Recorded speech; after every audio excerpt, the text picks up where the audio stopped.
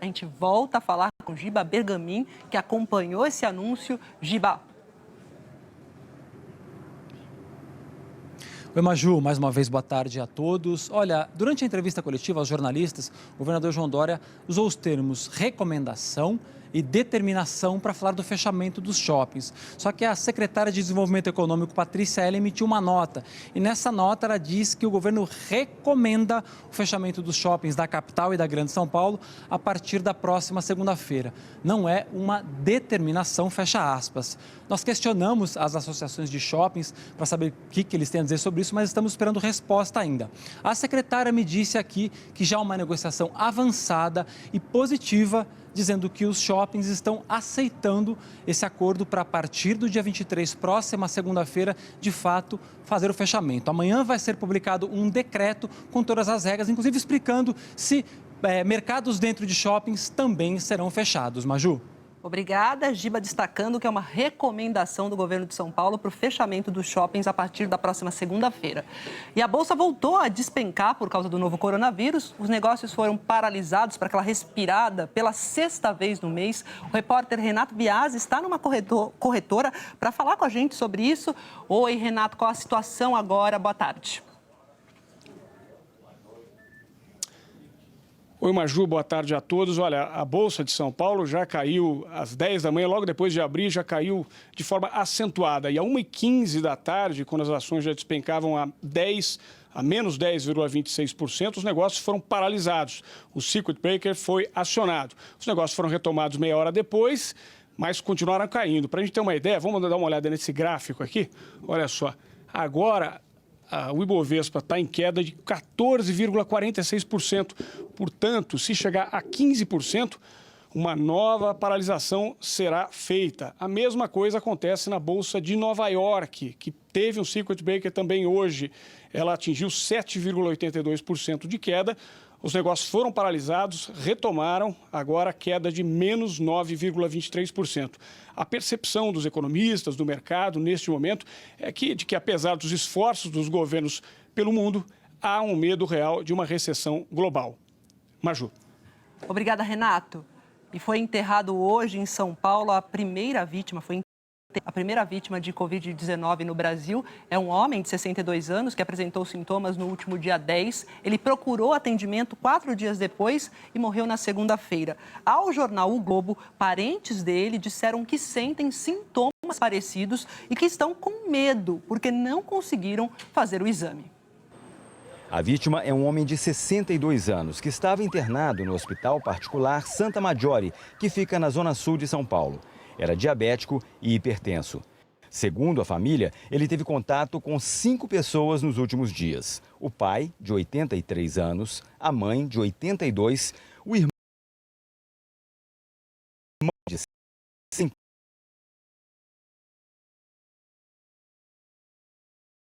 De acordo com a família, todos estão com sintomas da doença: tosse, febre e falta de ar. O irmão deu essas declarações à reportagem do jornal O Globo e disse ainda que procurou a rede municipal de saúde, mas não conseguiu fazer o teste para coronavírus. O irmão contou que o médico do hospital do servidor público municipal disse que se tratava de uma gripe. Nós conversamos. Não procede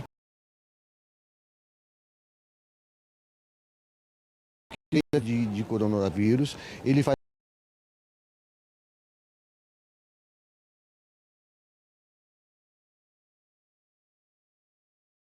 ação rigorosa para esclarecer por que o Hospital Santa Maggiore não cumpriu os protocolos do Ministério da Saúde de notificação compulsória dos casos suspeitos de Covid-19.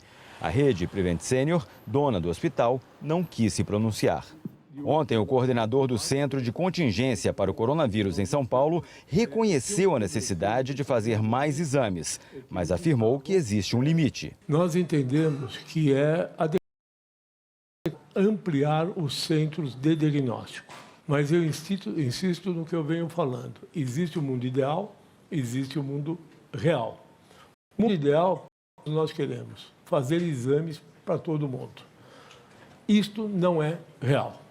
O Dr. Davi Disse que está ciente do problema com os testes da família da primeira vítima de Covid-19 e que estuda formas de aumentar a oferta de exames, mas que, por enquanto, o protocolo seguirá o mesmo. Nesse momento, o que nós estamos olhando é que a rede privada já está tendo dificuldade de fazer os exames para os hospitais privados. No Instituto Adolfo Lutz, houve um aumento brutal de solicitação de exames. Nesse momento, absolutamente empírica. A Organização Mundial da Saúde recomenda, né, que fazer os testes rapidamente é uma maneira de frear essa contaminação. E você tem visto aqui no Jornal Hoje, mudou completamente a rotina de todo mundo e de Campo Grande vem mais um exemplo. Quem chegou ao Santuário de Nossa Senhora do Perpétuo Socorro em Campo Grande se surpreendeu. Nós suspendemos as novenas nesta quarta-feira aqui no Santuário Estadual pela quantidade de aglomeração que ela forma. Para os fiéis, foi uma surpresa encontrar o santuário assim. Todas as vezes que eu venho na novena, sempre foi cheio. No lugar da água benta, álcool em gel. A dona Ana e seu Etevaldo não sabiam da suspensão da novena e chegaram de madrugada. E eu estou com 72 anos. Fui batizada aqui, eu gosto demais dessa igreja. Mas o padre pede aos idosos para ficar em casa. Todo cuidado é pouco, né? De 60 anos para cima é um grupo de risco. As novenas começam às 6 horas da manhã e de hora em hora tem as orações até às 11 horas da noite. É o maior número de novenas a Nossa Senhora do Perpétuo Socorro em um santuário em todo o mundo. Só hoje por esses bancos passariam de 25 mil a 30 mil pessoas. Por causa do coronavírus, a igreja pediu que os fiéis ficassem em casa. E pela primeira vez em 78 anos, o santuário aqui em Campo Grande ficou desse jeito, praticamente vazio. Toda quarta-feira a igreja fica assim. O medo do contágio pelo novo coronavírus mudou a rotina de todos. Nós estamos higienizando a cada meia hora os bancos da igreja, os santos da igreja, o ícone de Nossa Senhora do Perpétuo Socorro. Disponibilizamos as novenas do Perpétuo Socorro e missas pela internet. O padre faz a transmissão pelos canais da internet. O santuário quer chegar na sua casa, através da rede mundial de computadores da internet. E no isolamento voluntário, as amigas mantêm a tradição em casa. Rosângela tem câncer e quer se proteger e proteger a todos. Nesse momento se faz muito necessário estar em casa hoje, principalmente nesse momento que estamos passando, né? Esse coronavírus. Então, assim, a igreja pede para que fiquemos em casa. Nesse momento de recolhimento, então a gente não todos. Oremos, lavemos as mãos e nos isolemos. Antes de encerrar o Jornal Hoje, a gente vai ao vivo a Brasília, porque começou agora há pouco uma entrevista com o presidente Jair Bolsonaro, ministros, entre eles o da Saúde, Luiz Henrique Mandetta, e o da Economia, Paulo Guedes. Vitor Boiadian está acompanhando. Oi, Vitor, boa tarde novamente.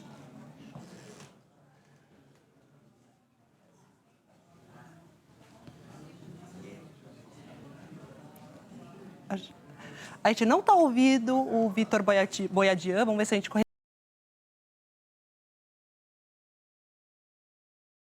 A gente vai tentar, no momento, começando a coletiva.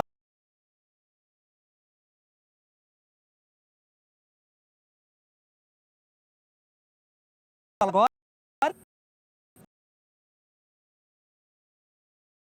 Espera aí,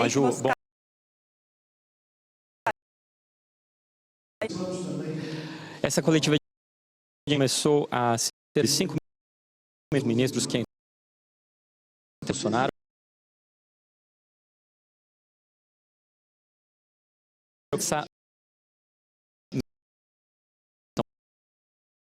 Explicando as medidas que o governo tomou ao longo dos últimos dias para fazer frente ao avanço do coronavírus no país.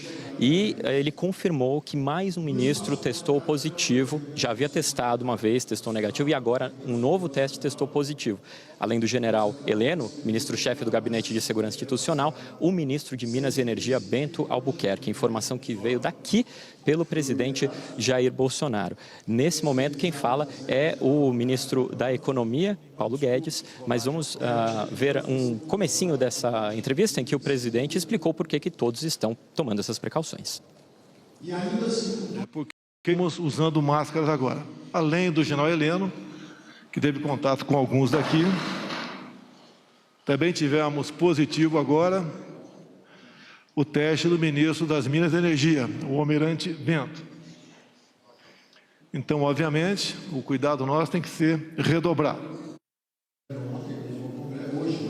Olha, Maju, o presidente Jair Bolsonaro, nessa abertura, ele falou que não fez convocação de manifestações no último domingo, relativizou a presença do público nessas manifestações, mas reconheceu que não deveria ter cumprimentado as pessoas como fez no domingo com manifestantes aqui na frente do Palácio do Planalto. Mais uma vez, a gente vai falar que nesse momento o ministro da Economia, vai falando das ações que vão ser tomadas pelo governo diante desse decreto de calamidade pública que já foi assinado aqui pelo Palácio do Planalto e depende de aprovação do Congresso Nacional. Também deve trazer detalhes do socorro às companhias aéreas, como o próprio presidente já anunciou nessa coletiva. Maju.